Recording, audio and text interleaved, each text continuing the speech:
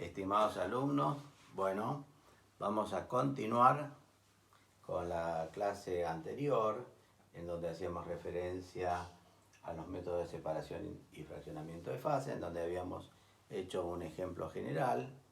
Desde ya les digo, en estos momentos, la mayoría de los autores, especialmente sajones, no hace tanta diferencia entre separación y fraccionamiento, sino que hablan de métodos de separación en general. Les digo esto porque lo van a encontrar en la bibliografía moderna y mezclan los métodos mecánicos con los métodos físicos. Nosotros creemos conveniente no hacerlo porque ante un sistema material, cuando lo clasificamos en heterogéneo, bueno, sabemos que tenemos que recurrir a un método mecánico, y cuando es homogéneo, vale decir, se trata de una solución, bueno, sabemos que tenemos que recurrir a un método en donde se verifiquen algún tipo de cambios de estado. De todas formas, hago esta salvedad porque lo pueden encontrar en varias bibliografías modernas. Bueno, continuando con los métodos de separación de fases, vale decir, cuando yo estoy ante un sistema heterogéneo, generalmente una dispersión fina, una dispersión grosera, elegimos un método que en general no implique cambio de estado, o sea, estos que hemos dado en denominar métodos mecánicos. Nos referiremos a algunos, los más comunes. La decantación. La decantación consiste en un método que sirve para separar sólidos de líquidos, por supuesto los sólidos no disueltos, que no formen una solución, sino sólidos como por ejemplo agua y arena, arcilla y agua, sólido de sólidos o sólido de líquidos. También los sólidos de líquidos, por supuesto, no tienen que formar una solución.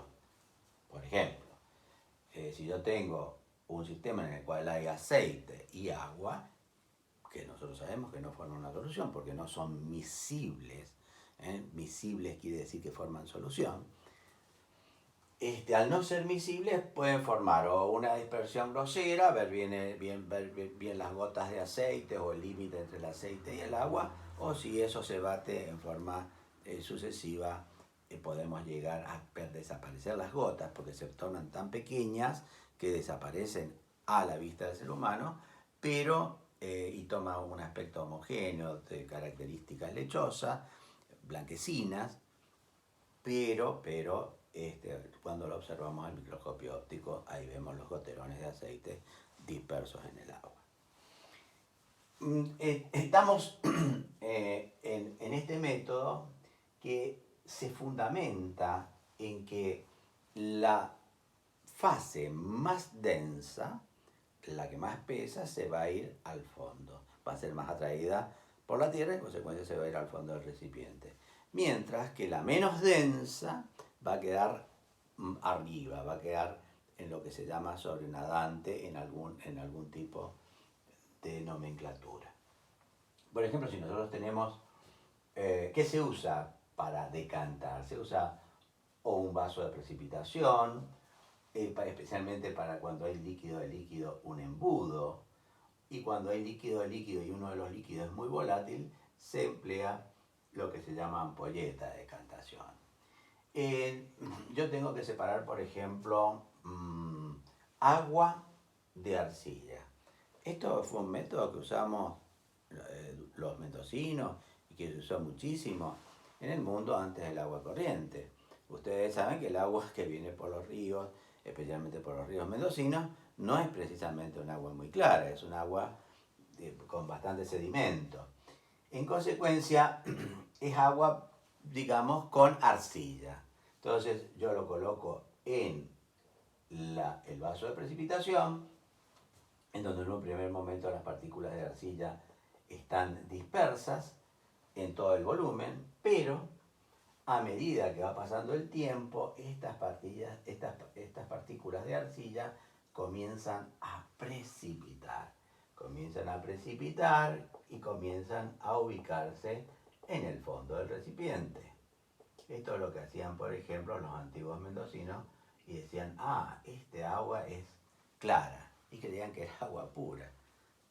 Recuerden que esa agua, para ser potable, que es otra cosa totalmente diferente, lo cristalino no significa potable. Pueden haber gérmenes de todas las especies que yo no los estoy viendo ahí. Recuerden que potable es cuando es bacteriológicamente apta para el consumo. Vale decir, cuando está en esta agua es clara, pero aparte no contiene gérmenes, para lo cual tengo que colocar cloro, algún tipo de antiséptico. Bueno, hecha esta aclaración, queda entonces la parte más densa en el fondo, la parte menos densa sobrenadando. Si esto, por ejemplo, lo hiciéramos con agua y aceite, el aceite quedaría en la parte superior y el agua en la parte inferior, porque como ustedes saben, el aceite es menos denso. Cuando tenemos sólido de líquido, generalmente empleamos el vaso de precipitación. Posteriormente, este líquido lo sacaremos inclinando el vaso o por sifonaje. Pero si tengo dos líquidos, en general uso el embudo. ¿Por qué el embudo?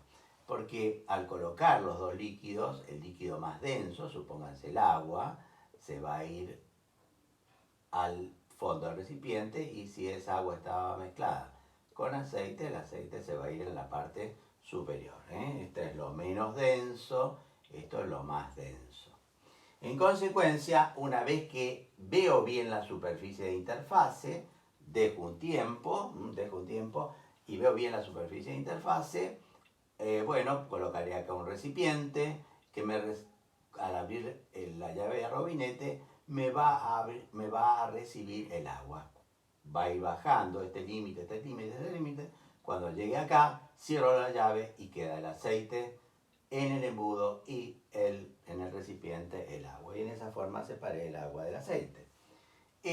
La ampolleta de decantaciones, por ejemplo, para una mezcla de un líquido como puede ser el éter, que es muy volátil, entonces si lo hago acá, el éter va a quedar a la intemperie y se va a volatilizar, entonces vamos a tener, no vamos a poderlo aislar. En cambio, si lo tengo en un ambiente cerrado, el éter queda acá, hago descender el líquido que tengo debajo, que puede ser agua u otra sustancia no miscible con el éter, y el éter va a quedar en la ampolla de decantación. Ahora, ¿qué implicancia médica tiene esto? Porque yo siempre trato de que ustedes conozcan la implicancia médica que hay detrás de todos estos métodos. Ustedes habrán sentido en las recetas, etcétera, etcétera, cuando van al médico, que se piden análisis. En esos análisis o analítica, uno de esos pedidos, el más común, es la eritrosedimentación. O eritro directamente. Habrán sentido muchas veces, ese paciente está mal porque tiene una eritro muy alta, o le encontraron una eritro muy alta. Eso quiere decir eritrosedimentación. ¿Qué es esto? Es colocar la sangre en un tubo largo y muy angosto, que está, digamos, medido en milímetros. Cada uno de estos puntos es 1 milímetro.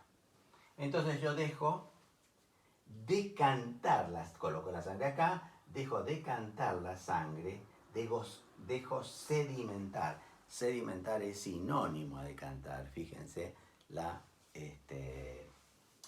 sinonimia. Ustedes tienen que manejar mucho en ciencia qué es sinónimo de qué. En consecuencia, los glóbulos rojos comienzan, que son los elementos formes de la sangre, que son los más densos, comienzan a sedimentar en la parte inferior del recipiente. Se toma un tiempo, 1 hora, por ejemplo, y se verifica cuánto se sedimentó. Por ejemplo, se sedimentó 5 milímetros. Entonces, el laboratorista va a informarles 5 milímetros de eritro. Eso es habitualmente normal. Ahora, en enfermedades infecciosas, por ejemplo, la sedimentación se ve acelerada. De pronto puede tener un eritro de 30, y ya digo, eso es anormal. Acá hay que investigar una infección o algo más. Y si yo tengo un eritro que ya supera los 100, o acá, bueno, haciéndolo en perspectiva, 30, 60, los 100, bueno, ya digo, estamos en problemas, porque generalmente cuando tengo un eritro tan alta, o es una infección muy grave, o se trata de otra cosa que puede ser una enfermedad maligna, un cáncer. Entonces, también hay enfermedades como las autoinmunes que tienen eritros muy elevadas. O sea que yo puedo hacer el diagnóstico no de certeza, pero sí de aproximación, tratando, viendo cómo está el eritro de un paciente. Bien, como segundo método tenemos la centrifugación. La centrifugación es exactamente lo mismo que la decantación. Vale decir, sirve para separar sólido de líquidos o líquido de líquidos cuando son no miscibles. Es exactamente igual. Para ello usamos una máquina que se llama centrífuga, que tiene una corona muy sencilla, unida a un eje que gira por un motor, y acá tenemos los portatubos. Entonces acá colocamos los tubos de ensayo, los tubos de ensayo que queremos separar, cuyas mezclas queremos separar. Cuando comienza a girar, estos tubos se colocan en posición horizontal y por fuerza centrífuga, la G, o sea, el famoso 9,8 metros sobre segundo al cuadrado, que es la aceleración de la gravedad, que es la única que está actuando en la decantación, esta G se multiplica n veces, porque esa fuerza centrífuga la multiplica 1000, 2000, 3000 veces. Entonces, si yo coloco esta misma estos mismos elementos, estas mismas dispersiones que colocábamos en la decantación, si acá tarda 12 horas, acá tardará 1 minuto, 2 minutos. ¿Por qué es importante esto desde el punto de vista médico? Bueno, perdón, antes de comenzar el ejemplo, la parte más densa se medirá hacia el fondo del recipiente, la menos densa quedará como sobrenadante.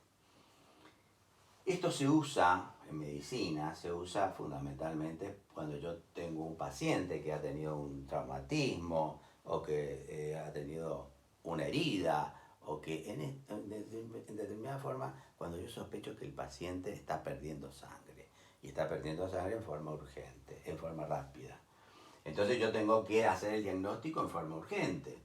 Entonces le saco sangre al paciente, coloco la sangre en este tubo lo llevo a la centrífuga, lo centrifugo, 1, 2, 3 minutos, es una cosa muy rápida, y los elementos formes de la sangre quedan en la parte inferior, y el plasma queda en la parte superior. Los elementos formes de la sangre es lo que se llama hematocrito. Cuando ustedes estén en la guardia, que es donde primero lo van a sentir, van a ver cómo el médico va a pedirle a tal paciente un hematocrito urgente, porque está muy pálido, porque está sudoroso, se va a choquear, o está próximo al shock. Este hematocrito normalmente varía entre 47 y 42% para el hombre, un poco para la mujer, 45 a 40, esas son las cifras normales. Vale decir que tiene que haber este porcentaje de 47 a un 42% en un individuo normal de elementos formes y el resto de plasma. Esto que ustedes están viendo ahora es la aplicación de la centrifugación a la medicina. Por supuesto que en este momento existen ultracentrífugas en donde la G se multiplica n veces, y si yo acá coloco un lisado de células, para decir células donde he roto la membrana celular, como todas las organelas de la célula que van a ver ustedes en biología general, todas las organelas de la célula tienen diferente densidad, los núcleos tienen diferente densidad, se colocan en ultracentrífugas y ustedes tienen que las partes más pesadas se van hacia el extremo, hacia el fondo, y las partes más livianas de esas organelas quedan en el sobrenadante. Como ustedes ven, también otra aplicación médica. Bueno, vamos ahora a referirnos a la filtración. Existen muchos tipos de filtración. La filtración sirve para separar fundamentalmente, y ya vamos borrando esto, sirve fundamentalmente para separar partículas sólidas dispersas en un líquido. Y esas partículas sólidas tienen que tener un tamaño mayor que la de los poros del papel de filtro para que queden retenidas. Por ejemplo, ya lo vimos cuando hicimos la presentación del tema, tenemos un embudo, este embudo se llama embudo de filtración, y a este embudo se le coloca esos famosos papeles de filtro circulares, circulares, como los del café, se lo dobla en 4, se hace un conito y eso se coloca acá. Por supuesto que si pasamos, por ejemplo, una dispersión que contiene agua y partículas de carbono, o agua y arcilla, la arcilla o las partículas de carbono quedarán retenidas, vale decir, no filtran, se llama así, no filtran, mientras que el agua o la solución acuosa es recibida en un recipiente en la parte inferior del tubo, del embudo de filtración. Existen otras filtraciones, otros métodos de filtraciones, a presión reducida, en donde se hace el vacío acá, entonces la filtración es más rápida, pero tiene que estar todo el recipiente conectado y aislado del exterior, o los filtros prensas que se usan mucho en la industria, etc. Pero no es tema de esta clase, es decir, excede los límites de esta clase. Vamos a la levigación. La levigación es un procedimiento que se usaba mucho en la minería. Si yo tengo, por ejemplo, digamos, he sacado de una mina en donde aparentemente hay oro, y el oro no está en lingotes en la mina, está mezclado con tierra, mezclado con el material que lo rodea. En consecuencia, si yo tengo acá las partículas de oro y el resto es tierra, van a tener diferente densidad. Y justamente el oro tiene una densidad bastante elevada, cercana a los 19 gramos sobre centímetro cúbico, muy denso, mientras que las partículas que lo acompañan, tierra, etcétera, etcétera, tienen densidades 3 o 4 o 5 veces inferior.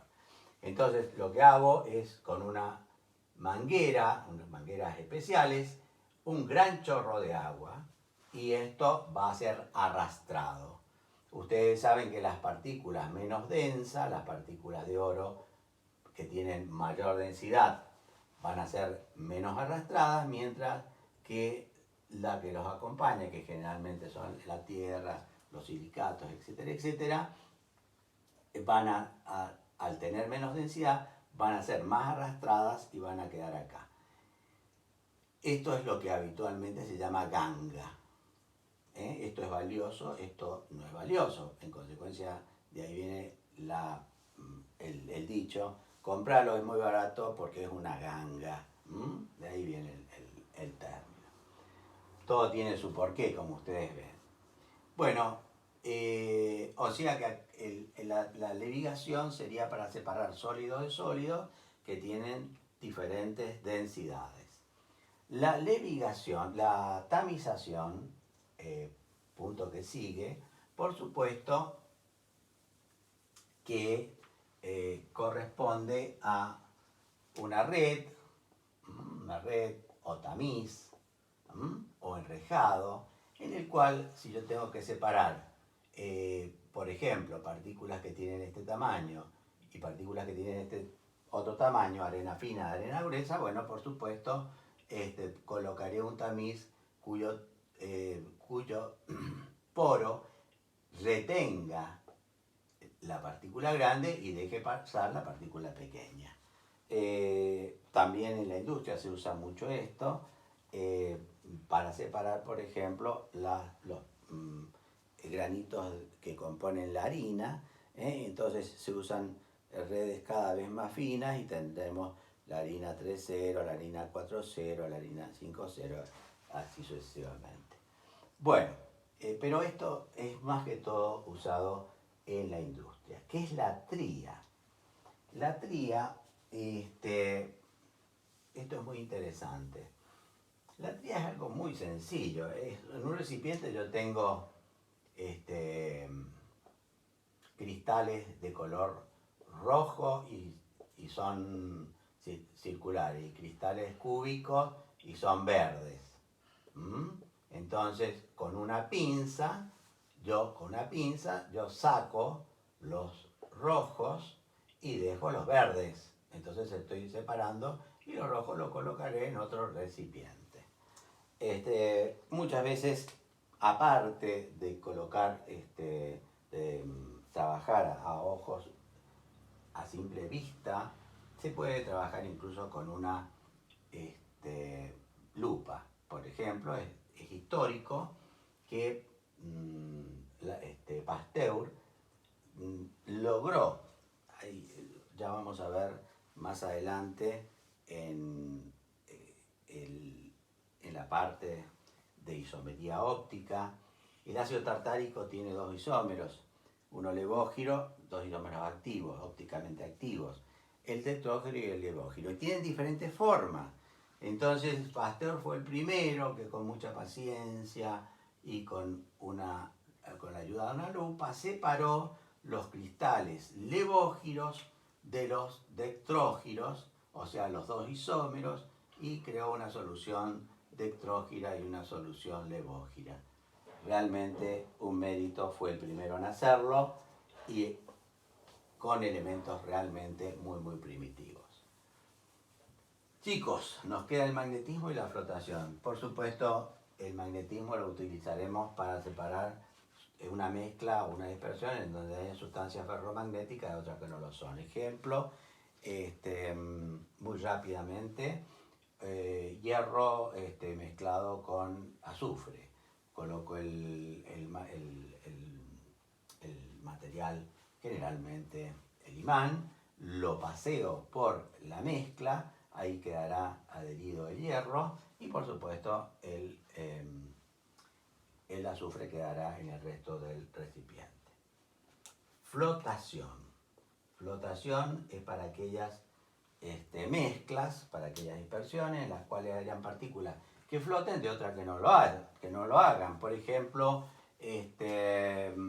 astillas de madera con limaduras de hierro. Bueno, lo coloco en un recipiente, eso le coloco agua cuya densidad está entre la densidad de la madera y la densidad del hierro, y por supuesto la madera va a flotar, se va a separar de las partículas de hierro, de las limaduras de hierro que quedarán en el fondo. Bueno, chicos, vamos a pasar rápidamente a los métodos de fraccionamiento de fases, que en definitiva es la separación, ese fraccionamiento es la separación de los componentes que componen esa fase homogénea. ¿Por qué digo esto? Porque los métodos de fraccionamiento en general son métodos que se usan para fraccionamiento. Son métodos que se usan para separar, que se aplican a las soluciones de fraccionamiento. Se emplean fundamentalmente para las soluciones, que son las mezclas homogéneas. Estos métodos en general, para separar los componentes, ¿sí? Estos métodos en general implican cambios de estado. Implican cambios de estado. O sea, por eso le llamamos métodos físicos. Pero como yo ya hice la aclaración anterior, hay gente que no, hay bibliografía que no hace distinción entre los métodos físicos y los métodos mecánicos. y hablan de métodos de separación. Pero esto es más que todo para que ustedes se ubiquen, están ante una solución y solución verdadera, por supuesto, y yo tengo que separar los componentes. Tengo que pensar en un método físico, tengo que pensar en que tiene que haber un cambio de estado. Estos métodos físicos ya los hemos visto en determinada forma, porque hemos visto la destilación simple, en donde lo que se pone en juego es la diferencia de los puntos de ebullición de las sustancias que están formando la solución. Pero esa destilación simple puede ser también una destilación fraccionada. Ya vamos a ver qué diferencia hay entre ambas. También podemos tener la cristalización, también podemos tener la fusión, también, como ven, se empiezan a ver todos los temas de cambio de estado, ¿vale? Si se repiten las palabras de cambio de estado. La licuación o condensación, el tema que es más empleado actualmente, condensación. Y finalmente acá la sublimación.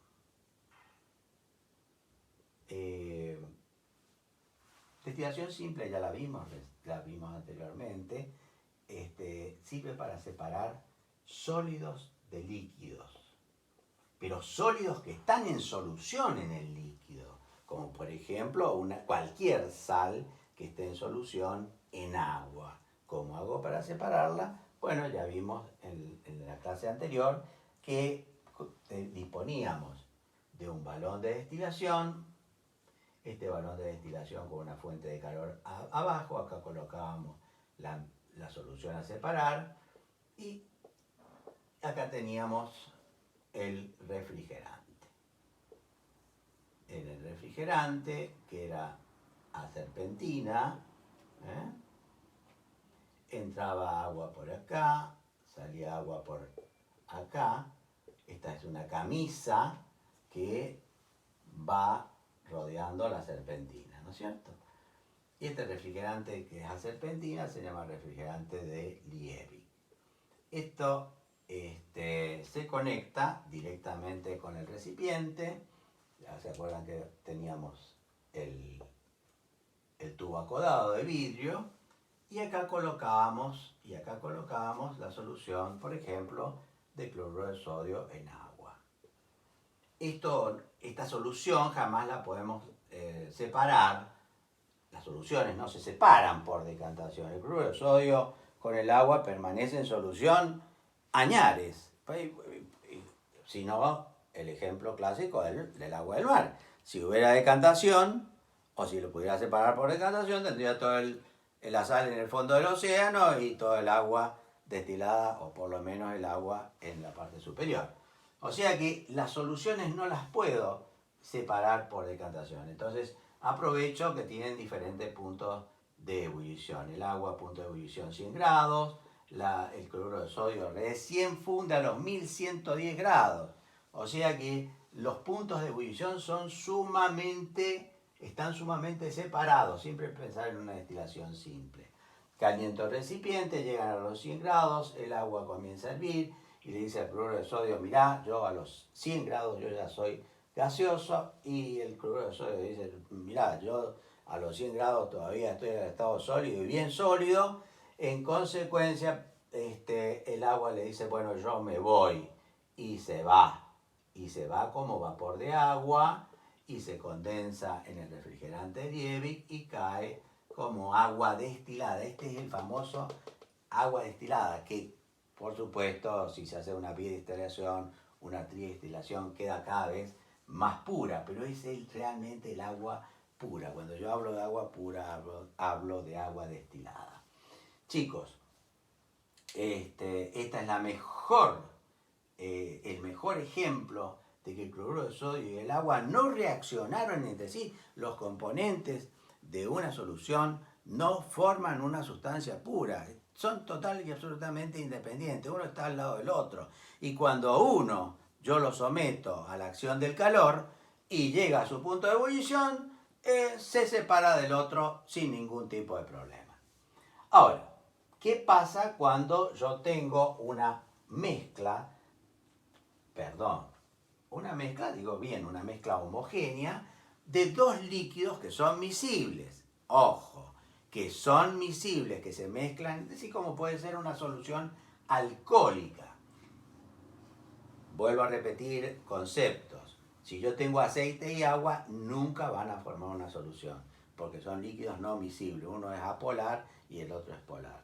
Pero cuando yo tengo alcohol y agua, forman una solución. Es la solución de todas las bebidas alcohólicas. Bueno, ¿por qué? Porque las dos sustancias son polares. En consecuencia, tenemos una solución. Pero ¿qué es lo que pasa? Que el alcohol, normalmente el etanol, ya lo vamos a ver en química orgánica, tiene un punto de ebullición de 78 grados. Y el agua tiene un punto de ebullición de 100 grados.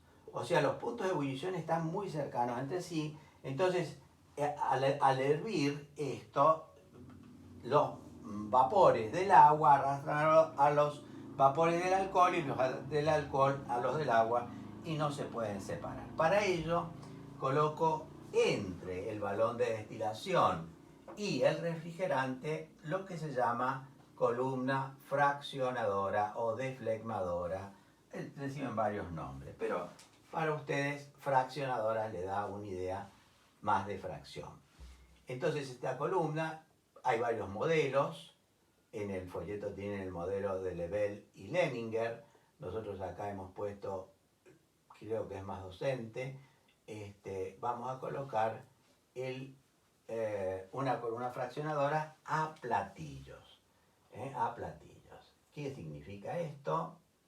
Que dentro de la columna fraccionadora hay platillos que se encuentran, por supuesto, a diferentes temperaturas. Y acá tengo la fuente de calor. Esto yo lo calibro para que, por ejemplo, este platillo esté a 95, este a 90, este a 85 y este a 80. Vamos a hacer un caso muy, muy ideal. Entonces ahora sí caliento sin ningún problema, hierve, sube el alcohol y el agua, ambos, al estado de vapor.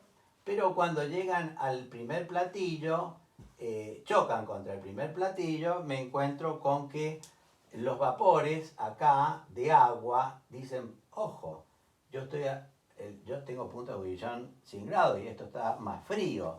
En consecuencia condenso. Condensa el agua y comienza a caer sobre el recipiente. Mientras que el alcohol comienza a pasar. ¿Por qué hay varios platillos? Bueno, porque este platillo solo no es suficiente porque habrá moléculas de agua que por arrastre del alcohol llegarán más arriba, acá ya condensará menos agua, acá condensará menos agua, pero lo importante es que el agua que condensa por la inclinación de los platillos vuelve al recipiente, mientras que el alcohol logra sortear todos los platillos. ¿Por qué? Porque su punto de ebullición es 78 y la parte más superior está a 80. En consecuencia, el alcohol todavía está en estado de vapor. Sube por este tubo, se condensa acá y lo que vamos a recoger acá es el alcohol y lo que queda acá es el agua. Esto es importantísimo, chicos, no solamente desde el punto de vista médico, sino desde el punto de vista industrial, infinitamente superior. El petróleo, por ejemplo, es una mezcla de líquidos y yo tengo que sacar un líquido que ande bien en los motores de combustión, que es el octano, ya lo vamos a ver en hidrocarburos. Y bueno, yo para separar los diferentes líquidos del petróleo los someto a la acción de las columnas fraccionadoras, que ustedes van a ver columnas fraccionadoras de muchos metros de altura, y esas columnas fraccionadoras generalmente ustedes las ven cuando pasan por la destilería de Luján de Cuyo. Bueno, o cuando pasan por una destilería, por supuesto. Dicho esto, seguimos a la cristalización. Como hemos visto, tanto en la destilación simple como en la destilación fraccionada, se usa fundamentalmente el concepto se usa como fundamento el punto de ebullición. En la cristalización o el proceso de ebullición, en la cristalización, supóngase que alguna de las sustancias que están disueltas no soportan o no soportan bien, por ejemplo, el calor, no soportan bien los 100 grados. Entonces, bueno, me valgo de otro proceso que es el de evaporación. Entonces colocaré en un recipiente que se llama vidrio de reloj, pues un recipiente que tiene mucha superficie para facilitar la evaporación del agua, colocaré acá la solución, el agua se evaporará y al cabo de un tiempo, por supuesto que requiere de un tiempo importante, al cabo de un tiempo quedarán los cristales de la sustancia que estaba disuelta en el fondo del recipiente. Bueno, muy rápidamente nos referiremos a la fusión. La fusión también se vale de la diferencia de los puntos de fusión que tienen diferentes sustancias que integran una mezcla. Por ejemplo, cuando quiero separar de la carne, separar la grasa es estearina y tiene aproximadamente la estearina tiene alrededor de unos 71 grados como punto de fusión, vale decir, pasa del estado sólido al líquido a esa temperatura. Bueno, colocaré la carne a la acción del calor y el que primero llegue al punto de fusión, que es exactamente la estearina, en ese momento la estearina pasa al estado líquido y comienza a gotear de la sangre, de la carne. Esto es algo que ustedes lo observan en los asaditos de los domingos, cuando colocan la carne, bueno, la carne comienza a largar, dice la gente, comienza a largar la grasa. Es decir, la grasa comienza a transformarse en líquido por este fenómeno de fusión. La licuación también, en definitiva, hoy se acepta más la palabra condensación, como este pasaje del estado gaseoso al estado líquido, por disminución de temperatura, ojo, no nos metemos con la presión. La licuación o condensación sirve para separar mezcla de gases. ¿Y cuál es la mezcla de gases que nosotros conocemos? ¿Cuál es la mezcla de gases que hemos analizado, que nos ha sorprendido que es una mezcla? Y bueno, es el aire. Y entonces puedo separar los componentes del aire y demostrar que el aire no es una sustancia, sino que, muy por el contrario, es una solución. Si fuera una sustancia no la podría separar por este método que les voy a dar a continuación. Miren, fíjense ustedes lo que se usa. Se usa un recipiente en el cual yo tengo una determinada cantidad de aire. Ese aire contiene fundamentalmente nitrógeno y oxígeno. Yo comienzo a enfriar y resulta ser que el oxígeno y el nitrógeno tienen diferentes puntos de condensación o diferentes puntos de licuación. Esto sería el punto de, ustedes saben que el punto de ebullición es exactamente igual al punto de condensación, solamente en un sentido y en otro sentido. El del oxígeno son los menos 183 grados y el del nitrógeno los menos 196 grados. Entonces, ¿qué hago? Enfrío el recipiente. Al enfriar el recipiente por debajo de los menos 183, supongamos menos 190, el nitrógeno dice, yo todavía soy un gas. Y el oxígeno dice, no, yo estoy por debajo de mi punto de ebullición, yo paso a ser líquido. Y van a ver que en el recipiente se comienza a precipitar un líquido muy, muy ligero, vale decir que hace rápidamente olitas, de color azul muy bonito y es el oxígeno líquido. Y en esa forma he fraccionado la solución gaseosa que es el aire en sus componentes principales, oxígeno líquido y nitrógeno que sigue siendo o que sigue estando al estado gaseoso. Viene la sublimación. La sublimación, ustedes la han visto. Es decir, la sublimación la vimos en cambios de estado. Y acá vamos a hacer algo realmente muy bueno, porque ustedes van a notar cómo la sublimación a veces es muy útil. Muy útil incluso en algunos aspectos de la medicina primitiva, cuando se comenzaron a hacer drogas. Nosotros tenemos un vegetal que es el benjuí. Benjuí. El benjuí tiene dentro de sus hojas, tiene un ácido orgánico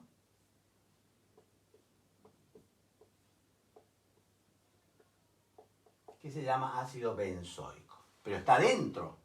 Pero el ácido benzoico tiene la capacidad de sublimar. Entonces, ¿qué hago? Coloco un recipiente, en este recipiente coloco las hojas machacadas del benjuí, machacadas para que queden los componentes de los integrantes de la hoja, que tiene agua adentro, que tiene clorofila, que tiene celulosa, que tiene un montón de sustancias, pero entre estas sustancias tiene el ácido benzoico. En consecuencia, caliento ligeramente estas hojas machacadas y se desprenden los vapores de ácido benzoico. Lo hago chocar a estos vapores, lo hago chocar con una pantalla fría, como puede ser un vidrio, como puede ser una lata, y cuando toca la lata o el vidrio, esos vapores se transforman en cristales de ácido benzoico. Ustedes ven el pasaje directamente de vapor a cristales, a sólido. Y decimos que el ácido benzoico se ha sublimado. Método para obtener ácido benzoico, método para separar el ácido benzoico de un sistema material muy complejo que son las hojas. Está muy discutido dónde colocamos los métodos de separación que se denominan generalmente extracción por solvente. Yo les voy a explicar en este momento en qué consiste la extracción por solvente, porque en realidad la extracción por solvente implica dilución, que es un método netamente mecánico, y después para separar ya el solvente cuando tiene la sustancia extraída, uso métodos de tipo de tipo físicos. O sea que hay una mezcla. Pero ¿qué consiste básicamente esta extracción por solvente? Esta extracción por solventes yo tengo un producto. Este producto puede ser una hoja, puede ser un vegetal, etc. Y contiene sustancia A, B, C, D, E. Los vegetales contienen muchas sustancias, cientos de sustancias en su interior. Bueno, y yo quiero sacar B, por ejemplo, clorofila. Entonces lo coloco en presencia de un solvente, al producto lo coloco en presencia de un solvente que me sirva para diluir, para sacar, para traer la clorofila, o sea, el componente B. Al cabo de un tiempo que esté en contacto el producto con el solvente, yo voy a tener que me queda el producto formado por A, C, D y E, porque le hemos sacado B. Y queda el solvente, vamos a escribirlo bien para que se lo puedan copiar, queda el solvente más la sustancia B. Extraje, por eso se llama extracción por solvente. Luego, el solvente, el solvente con la sustancia B se separarán por algún método de tipo físico, como por ejemplo la cristalización. Solvente y por el otro lado la sustancia B. Y así he aislado la sustancia B de este producto complejo que era el vegetal. Existen diferentes nombres para esta extracción por solvente según a la temperatura en que actúa este solvente. Y si actúa a temperatura ambiente se llama maceración.